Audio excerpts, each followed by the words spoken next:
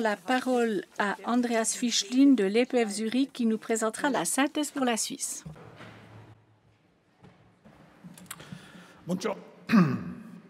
Buongiorno, bonjour, guten Tag, danke, dass ich hier spreche. Bonjour et merci de me permettre de prendre la parole. Mon rôle est donc de faire une synthèse. Que signifient tous les exposés de mes confrères et consoeurs pour la Suisse? Et je relèverai 5 points. Premièrement, la Suisse est un Sonderfall. Elle est particulièrement vulnérable, dans le même temps, elle est particulièrement responsable. Et puis, troisièmement, plus nous arriverons vite au zéro net et plus quatrièmement, nous arriverons à limiter rapidement le réchauffement à 1,5 degré. Cinquièmement, ces deux crises qu'il s'agit de combattre ensemble. Premier point, donc, la Suisse est particulièrement vulnérable. Et cette vulnérabilité est à la fois directe et indirecte. D'abord, la vulnérabilité directe. Prenons par exemple le réchauffement. Globalement, il se monte à 1,1 degré actuellement. Mais savez-vous de combien est le réchauffement en Suisse? Vous l'avez déjà entendu aujourd'hui. En Suisse, nous sommes à 2,1 degrés par rapport à l'ère pré-industrielle. Il s'agit des chiffres pour début 2021 de Météo Suisse. La Suisse, donc, est à peu près 2 fois plus touchée que le monde en moyenne. Mais qu'est-ce que cela signifie? Vous vous êtes peut-être déjà rendu au Jardin des Glaciers à Lucerne. Si c'est le cas, vous aurez vu les représentations d'une lucerne exotique il y a des millions d'années. Et puis, des représentations de lucerne pendant la dernière glaciation. Deux mondes extrêmement différents l'un de l'autre, même s'il s'agit dans les deux cas de lucerne. Mais la différence, en fait, en température, n'était que de quelques petits degrés. Le réchauffement qui nous attend est comparable à la différence climatique entre ces deux mondes si nous n'agissons pas vite et efficacement pour arrêter le réchauffement. Quelques petits degrés, donc même des dixièmes de degrés, peuvent avoir une importance massive pour le monde et la Suisse est particulièrement touchée, nous l'avons vu. Nos montagnes contribuent aussi beaucoup à notre vulnérabilité. Songeons par exemple aux catastrophes naturelles. Et puis, il y a les répercussions indirectes. On les sous-estime souvent. Vous le savez tous, la Suisse est en lien très étroit avec l'étranger et le changement climatique mondial va donc avoir des conséquences non seulement directes mais aussi indirectes pour nous. Si le changement climatique fait des dégâts à l'étranger, il pourrait y avoir des conséquences indirectes pour la Suisse. Par exemple, notre industrie exportatrice a besoin que les marchés à l'étranger soient sains. Des analyses ont montré clairement que ces effets indirects du changement climatique vont avoir beaucoup plus d'impact pour la Suisse, un impact significativement plus important que les conséquences directes. Mon deuxième point, la Suisse est particulièrement responsable. Nous sommes riches. Malheureusement, la prospérité a ses inconvénients. La consommation en Suisse est élevée et la part d'importation est importante, si bien que nous avons des conséquences particulièrement importantes dans le monde entier. La consommation en Suisse et à l'étranger provoque des émissions de gaz à effet de serre très importantes dues à la Suisse. La Suisse, en 2019, était en 16e position en la matière de tous les pays du monde. Si nous nous concentrons sur le CO2 seulement, le CO2 étant le plus important des gaz à effet de serre, j'espère que vous le savez tous, eh bien en 2015, la Suisse était même classée 9e.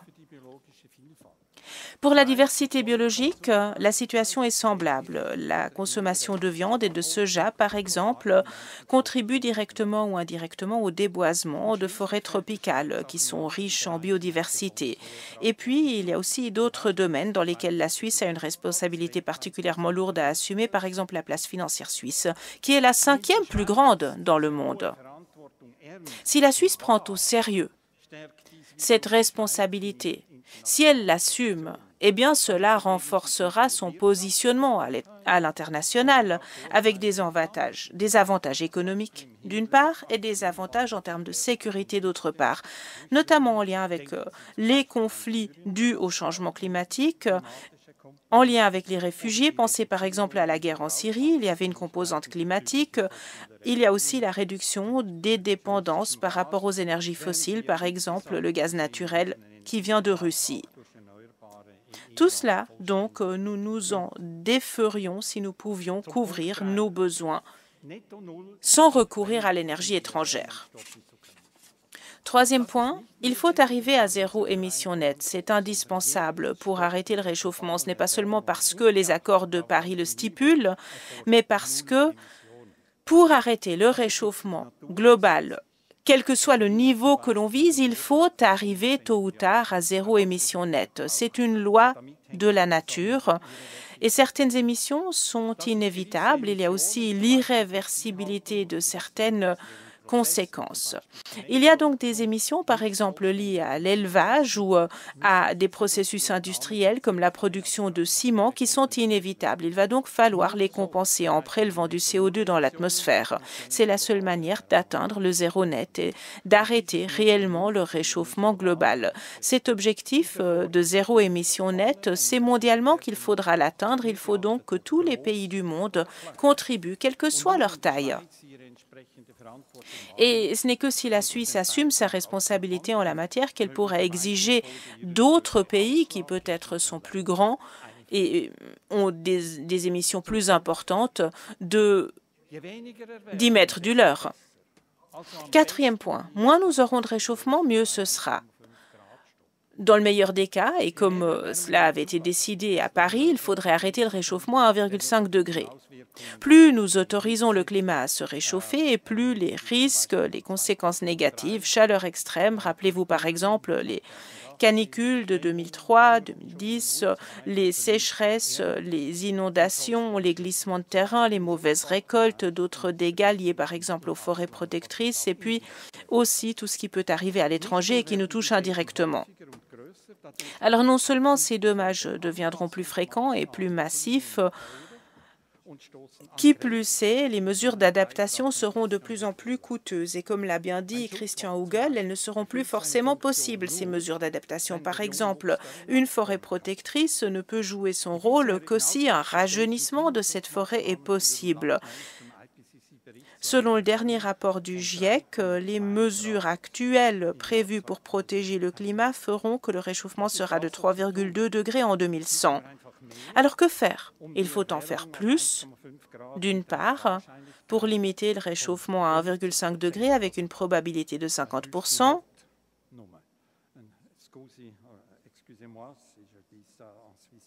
Ça ne suffira pas, donc,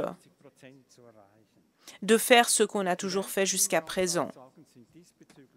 Le GIEC le dit très clairement, les conclusions sont manifestes et vous pourrez les relire dans la brochure qui vous a été distribuée. Et c'est en particulier le graphique numéro 7 qui est intéressant ici. Premièrement, à partir de 2025 au plus tard, et en fait, au GIEC, nous avons dit qu'il aurait fallu commencer en 2020 aussi. Déjà, malheureusement, 2020, c'est dans le passé. Donc, à partir de 2025 au plus tard, il faut que les émissions mondiales diminuent. Deuxièmement, il faut une réduction des émissions de 50% d'ici à 2030. Troisièmement, d'ici à 2050, il faut arriver à zéro émission nette. Tout cela est nécessaire aussi pour limiter les risques pour la biodiversité, car si les émissions baissent moins vite, alors il sera indispensable de recourir aux technologies à émissions négatives, et celles-ci engloutissent énormément de terrain. Elles prennent beaucoup de place, ce qui pourrait être une mise en péril soit de la production alimentaire, soit de la biodiversité. sans compter que ces technologies ne seront plus forcément utilisables. Cinquième point, sur 30% de la surface de terrain, la surface terrestre, il faut promouvoir de manière ciblée la biodiversité. La perte de biodiversité, nous pourrions l'arrêter, mais préopinants l'ont dit, si sur un tiers de la surface de la Suisse, on avait des mesures d'encouragement ciblées de cette biodiversité. Comment? D'une part, une exploitation agricole et forestière tenant compte de la biodiversité peut contribuer à son maintien. Par ailleurs, il faut renforcer les zones qui sont déjà protégées, il faut les agrandir, les relier entre elles et il faut aussi créer de nouvelles zones protégées. Le changement climatique est aussi une menace de plus en plus grande pour la diversité biologique. Le rapport du GIEC le montre. En d'autres termes, la protection du climat protège aussi des espèces. Et la biodiversité, nous le montrons aussi dans le dernier rapport, aide à atténuer les conséquences du changement climatique. Pensons par exemple aux forêts protectrices. À mesure que le changement climatique s'accentue, la diversité biologique permet à cette forêt protectrice de perdurer et de continuer de remplir sa fonction. Il faut donc aussi protéger les espèces et la biodiversité. Il nous faut une approche intégrale, s'attaquer à la fois au changement climatique et à la perte de biodiversité. Tout ce que j'ai dit, je l'ai dit au nom de la science. J'aimerais maintenant m'exprimer à titre personnel, si vous permettez. Ce qui me vient souvent à l'esprit dans ce contexte, c'est que ma fille et mon épouse, en fait, nous avions une discussion à table avec mon épouse qui est aussi scientifique et ma fille a dit « Mais dis donc, tu ne peux pas faire quelque chose pour que la Suisse reste comme elle est et comme je l'aime ?»